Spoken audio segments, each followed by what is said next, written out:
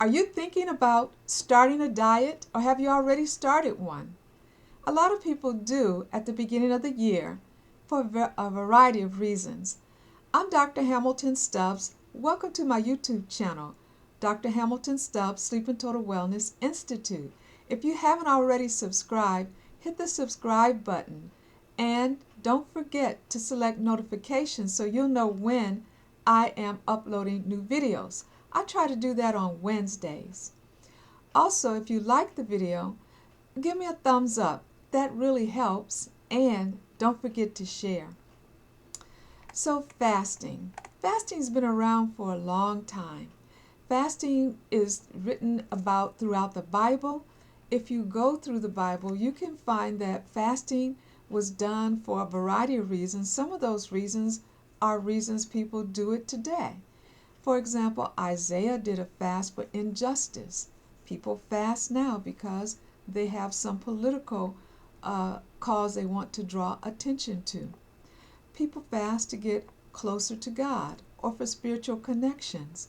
And there's a lot of churches that are fasting at the beginning of the year, and they're fasting for religious purposes.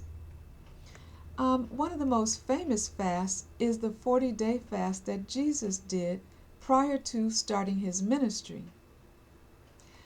There are many reasons for fasting. Fasting is done usually for spiritual connection, weight loss, or to improve overall health. But fasting can also be done to enhance your immune system, improve your gut bacteria. It can be done to decrease your risk of cancer, help improve your cardiac health, and if you already have cancer, fasting for a few days prior to chemotherapy has been shown to enhance the chemotherapy for some types of cancer. Fasting is also used to help with mental clarity. Now, there's some different types of fasts. Some of them are more restrictive than others.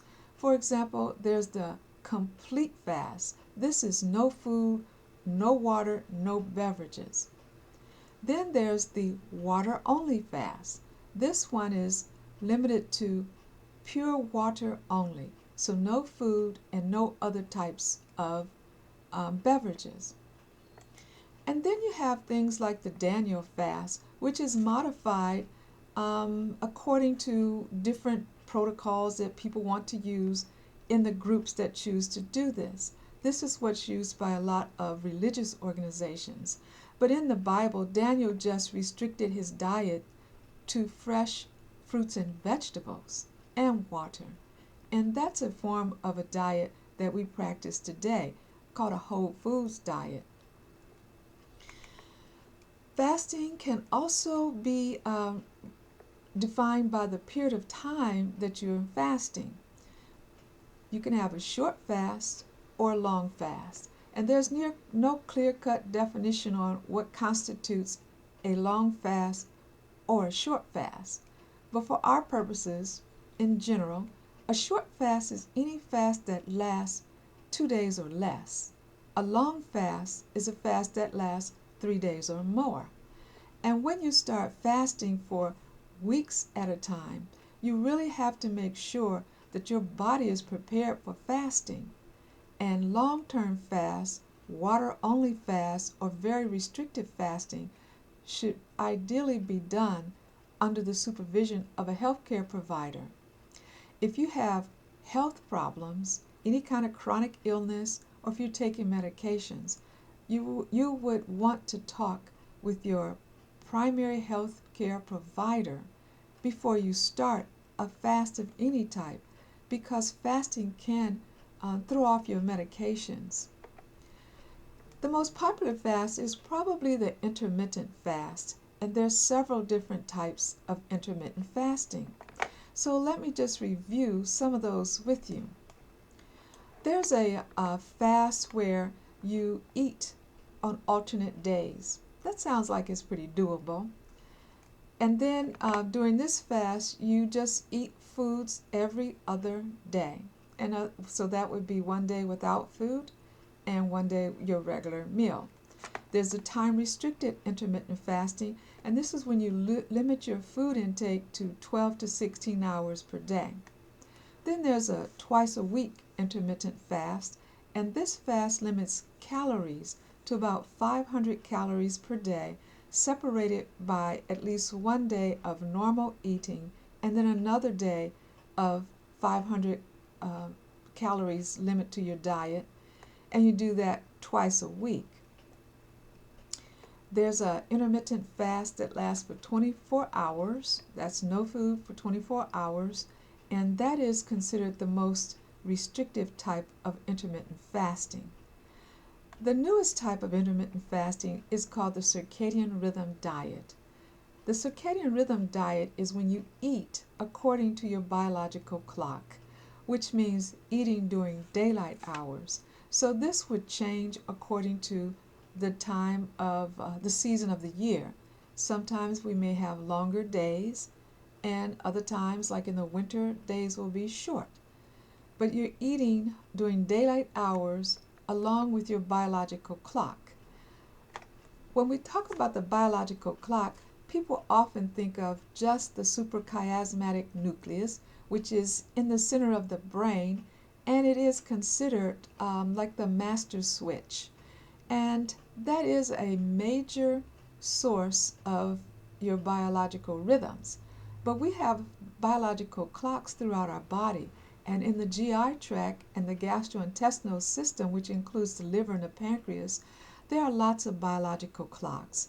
So when you eat along with the daylight and you stop eating at night, you are helping your digestive system, and you're helping the liver and the pancreas because you are eating in alignment with their clocks.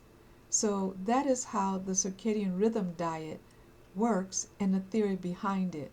It is a way to improve your health.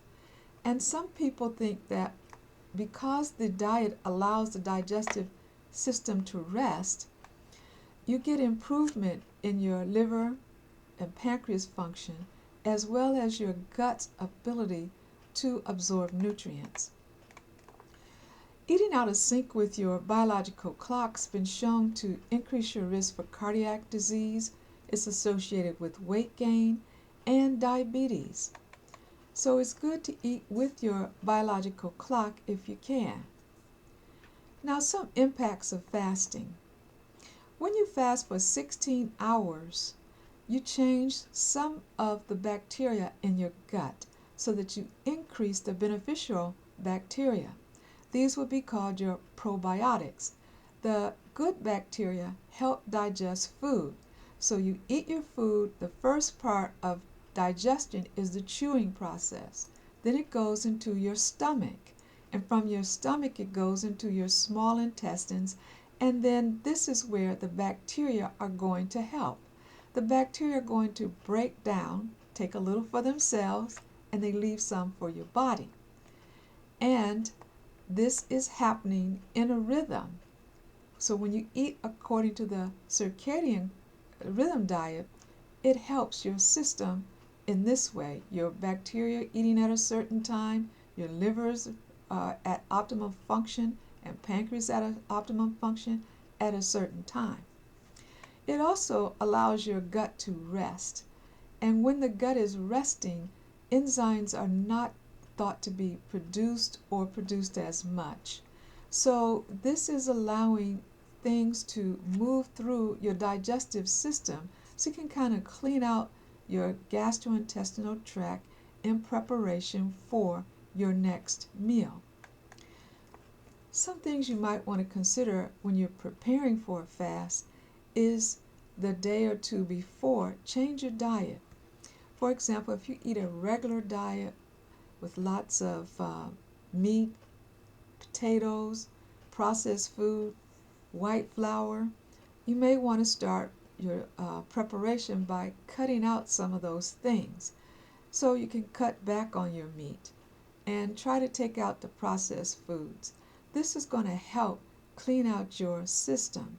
I don't like using laxatives because I think our body will clean itself out if we just eat the right foods and take the right minerals. and you have to exercise. Exercise is very important to the motility of the gut. The other thing you want to do is drink water. Now, there are calculations for exactly how much water you need because that's going to change based on the weather and your hydration state. But in general, drinking half your body weight in water is about enough to get your gut good motility. Now, I like to drink well water, and that's because I don't have access to a clean spring. If I did, I would drink spring water. So the type of water you drink is important too. I do not recommend drinking water straight out of your tap. I recommend tap water be filtered so that you can get some of the chlorine and the fluoride out of the water. The water is treated at a big facility if you live in an urban area or an area that has a water treatment facility, and the water is being treated to kill bacteria. And this is good for large populations. But when it comes to drinking that, if you drink tap water, you could kill off some of your good bacteria as well as some of the bad stuff that you wouldn't want. So filter your tap water if you're drinking it. And don't forget that you need to boil it for a few minutes to kill any oocytes, or that's the E. coli, that could still be in there, and other things that could still be in your tap water.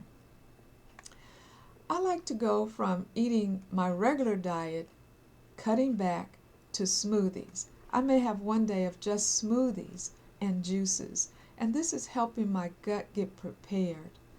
And then I like to fast for at least 24 hours, or 16 hours rather. Sometimes I do fast for 24 hours, but most times it's 16 hours. And during that time, I will only drink well water. Sometimes I have well water with lemon and cayenne pepper. I like the cayenne because it dilates the vessels and it's thought to boost your metabolism. So after I have fasted for as long as I've decided I want to, I like to break my fast in a systematic way. There is a tendency when you fast for 24 hours and you just started doing that to want to go and eat everything in sight. This is called binge eating, and it's not really good for your gut. Plus, you lose a lot of the benefit of your fast. So you want to break your fast by doing different things depending on what type of diet you use during your fast and how long you were fasting. But in general, you want to start with something that's easy for the body to break down. So you might have some warm broth, you may have warm lemon water, or you could have a smoothie. I like to have lentil soup, and sometimes I have another dram soup, just like a little broth. And this is just to get my body back into preparation for digesting food, wake up those enzymes. And there's no real scientific evidence to support how you break your fast. But we do know that if you break it too quickly and you have had a restrictive fast or a prolonged fast, you could end up with some GI symptoms like bloating, diarrhea, and stomach pain. So if you take the time to do your fast, don't forget to take time to end the fast and try to end it in a way that your body will love. I hope this has been helpful. Don't forget to subscribe to the channel. If you found something that you like in this video, give me a thumbs up, and don't forget to share. I'll see you next Wednesday.